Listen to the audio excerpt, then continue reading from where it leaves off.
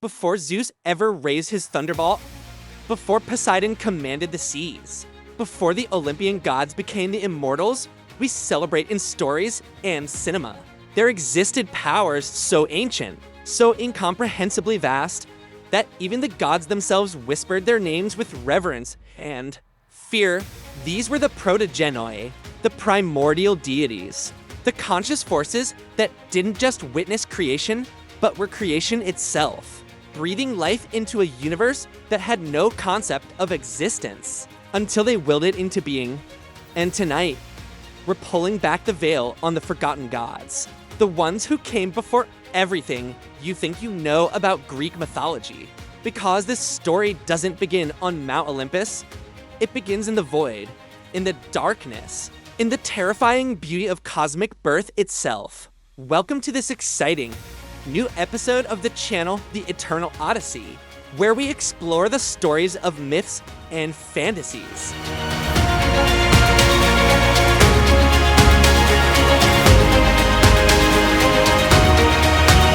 Chapter 1, Chaos, the Living Void. Imagine absolute nothingness. Not the darkness of a room with the lights turned off, not the silence of a forest at midnight, but true nothingness, no space, no time, no up or down, no concepts at all. And then imagine that nothingness suddenly becoming aware, conscious, alive with possibility. You'll begin to understand chaos, the very first entity in Greek cosmology. However, calling chaos an entity almost misses the point entirely, because chaos wasn't a god in any sense we would recognize, wasn't a being with thoughts and desires and plans, but rather the primordial condition of existence, the cosmic womb, the gap between what wasn't and what would be. The ancient Greek word chaos didn't mean disorder or confusion as we use it today. It meant a yawning void, a chasm, an opening in the fabric of non-existence through which reality could finally pour.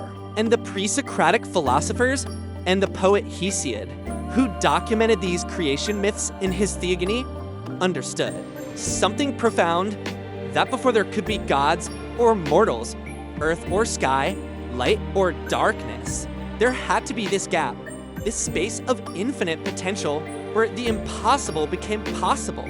Chaos was not evil or good, not creative or destructive, but simply was existing in a state so alien to human comprehension that we can only speak of it in metaphors and contradictions. A void that was somehow full and emptiness that teemed with everything that would ever exist. And from this incomprehensible source, the first true forms began to separate, to individuate, to become. Chapter 2, Erebus, the original darkness. From chaos emerged Erebus. And here's where the story becomes visceral, terrifying, beautiful, because Erebus was darkness itself made conscious.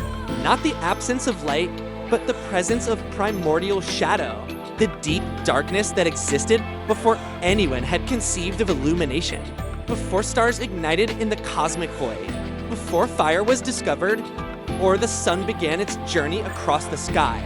Imagine darkness so complete, so fundamental, that it has weight and texture and personality. Darkness that moves with purpose, that thinks and feels in ways utterly foreign to beings of light and warmth. You're beginning to understand Erebus, a deity whose very existence was the shadow at the edge of reality, the blackness between stars, the unfathomable depths of caves and oceans, and the spaces between atoms themselves. The ancient Greeks understood Erebus as a place as much as a being, the region of darkness that the dead would pass through on their way to Hades. This shadow realm existed beneath the earth and beyond the known world, a geography of pure gloom where mortal eyes could perceive nothing, and even the bravest heroes felt terror creeping into their bones. But before it was a place, Erebus was a presence, one of the Protogenoi who shaped the cosmos through sheer existence. And the poets tell us that Erebus was both terrible and necessary, Because how could ancient peoples understand light without first understanding darkness? How could they appreciate the warmth of fire without knowing the cold depths of eternal shadow? Erebus wasn't worshipped in temples or honored with sacrifices. Because you don't worship the fundamental forces of reality, you simply acknowledge them, respect them, and try to comprehend your tiny place within their vast domain. Chapter 3, Nyx, Queen of Night and Mother of Mysteries. And then came Nyx. And if Erebus was darkness, Nyx was its soul, its power, its devastating beauty wrapped in wings of shadow and starlight, the goddess of night herself. She is not just the night as we experience it, that gentle transition between day and sleep, but she is the primordial night, eternal and absolute, the darkness that covered the world before the first dawn and will remain after the final sunset, the night that even Zeus, mighty king of gods, would refuse to cross. This is crucial to understand. Among all the deities of Greek mythology, Nyx held a unique position of power and fear. The poet Homer tells us that Zeus himself once pursued one of Nyx's sons in anger. But when that son fled to his mother's side, Zeus halted, turned back because even the wielder of thunderbolts knew better than to provoke the wrath of primordial night. Nyx emerged from chaos alongside Erebus, and together these two primordial forces of darkness united. And from their union came some of the most fundamental concepts in existence. Not gods of wind, or war, or wisdom, but living embodiments of the abstract forces that govern reality itself. Nyx became the mother of Thanatos, the personification of death, not dying, but death itself. The inevitable end that claims all mortal things. She birthed Hypnos, the god of sleep. That small death we experience each night. She brought forth the Moirae, the three fates who spin, measure, and cut the threads of every life from the mightiest god to the humblest mortal. Making even Zeus subject to their decisions, she created Nemesis, the force of retribution that ensures cosmic justice. Eris, who sows discord and whose actions would eventually trigger the Trojan War. Maros, the embodiment of doom. The Cares, spirits of violent death. Oases, representing misery and woe. And countless other abstractions made divine.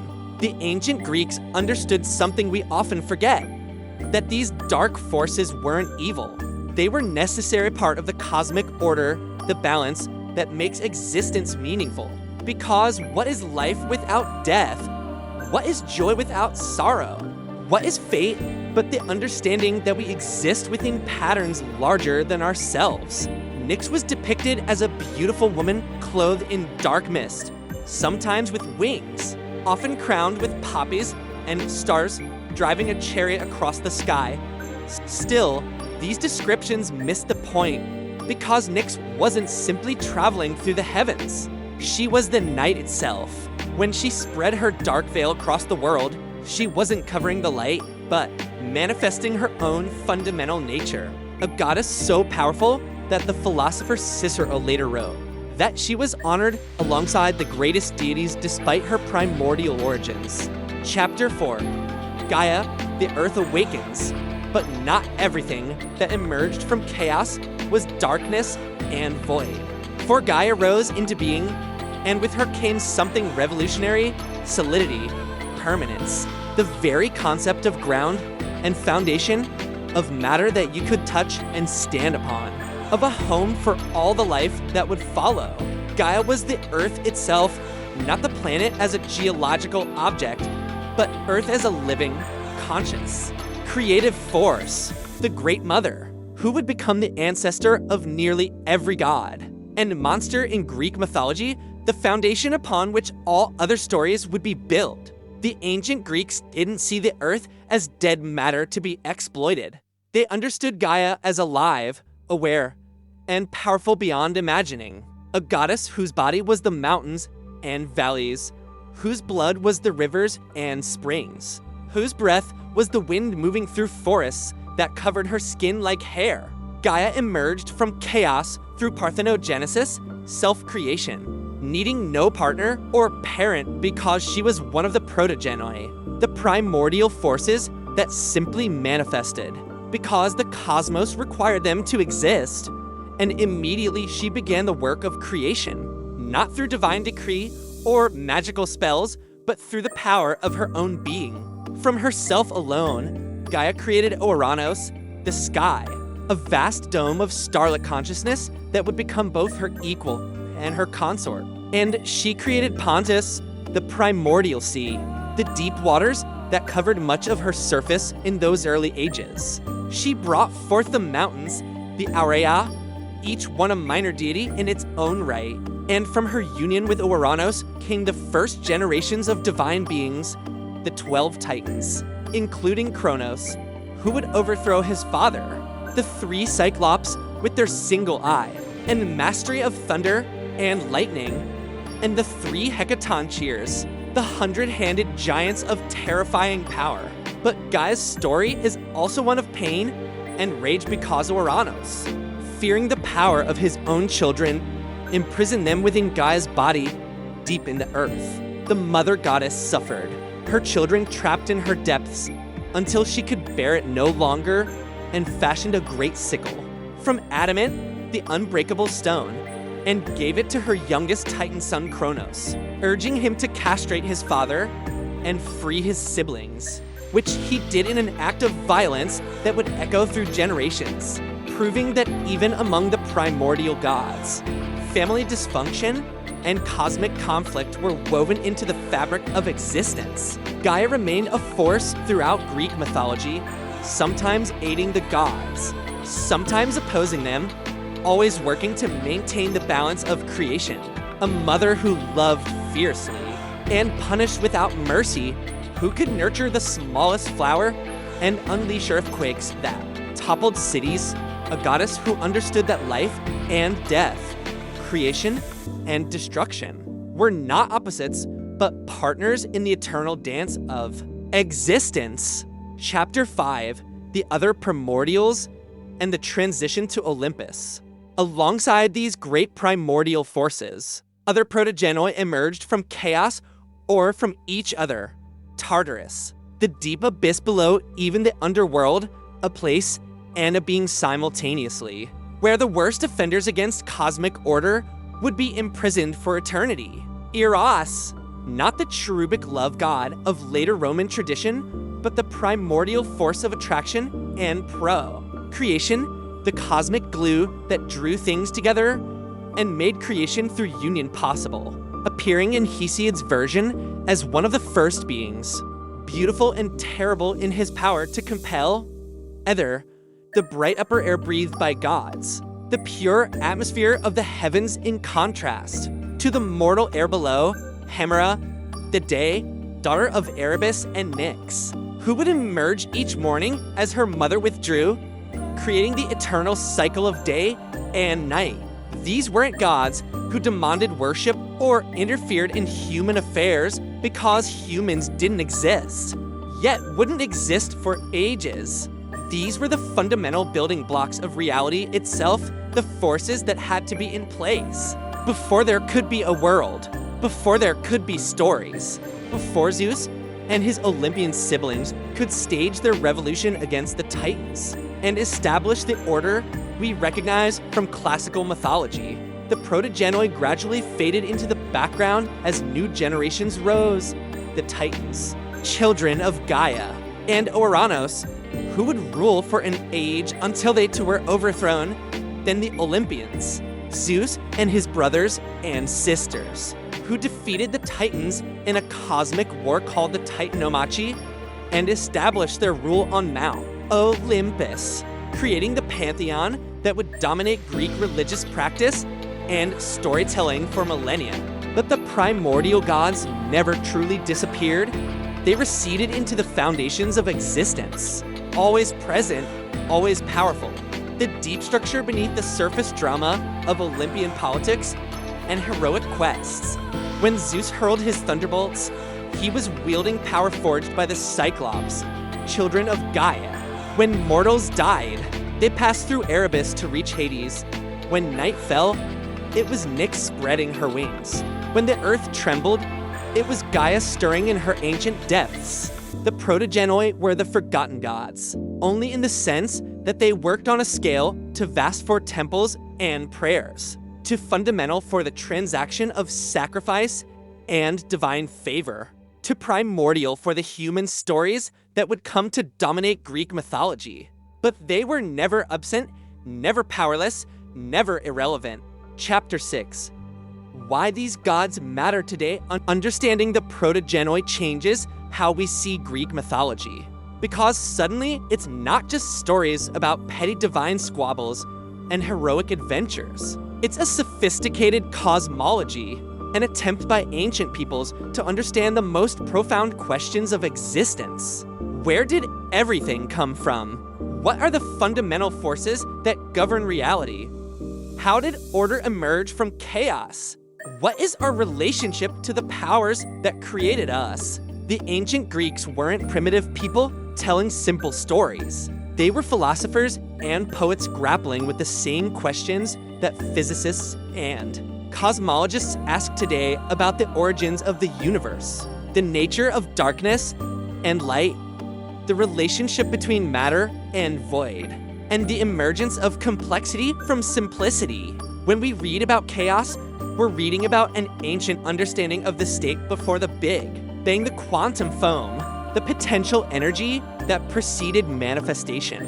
When we learn about Nyx and Erebus, we're encountering human attempts to personify and understand the darkness that makes up most of our universe. When we meet Gaia, we're seeing an early recognition that Earth is not dead matter, but a living system, an idea that modern science has returned to with the Gaia hypothesis. These myths weren't meant to be taken as literal history, but as poetic truth, as metaphor, and meaning as ways of encoding deep wisdom about the nature of existence in memorable, transmissible stories, and that's why they still resonate. Why filmmakers and writers and artists continue to return to these primordial figures. Why the image of darkness becoming conscious or Earth awakening to her own power still sends shivers down our spines thousands of years after Hesiod first composed his Theogony.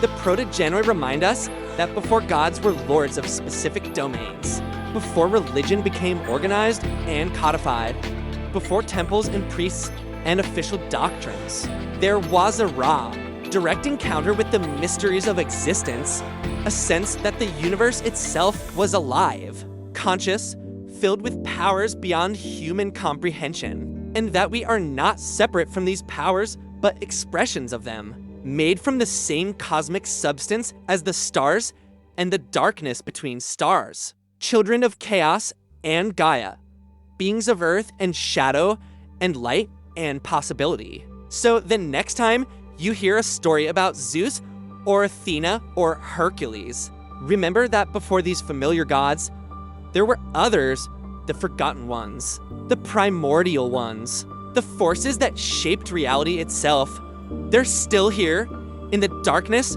when you close your eyes, in the ground beneath your feet, in the night sky, vast and mysterious above you, in the eternal dance of creation and destruction that makes existence possible. If this journey into the deepest origins of Greek mythology has captivated you, if you're hungry to explore more forgotten stories from ancient wisdom, if you want to understand the mysteries that our ancestors encoded in their myths and legends, then do me a favor.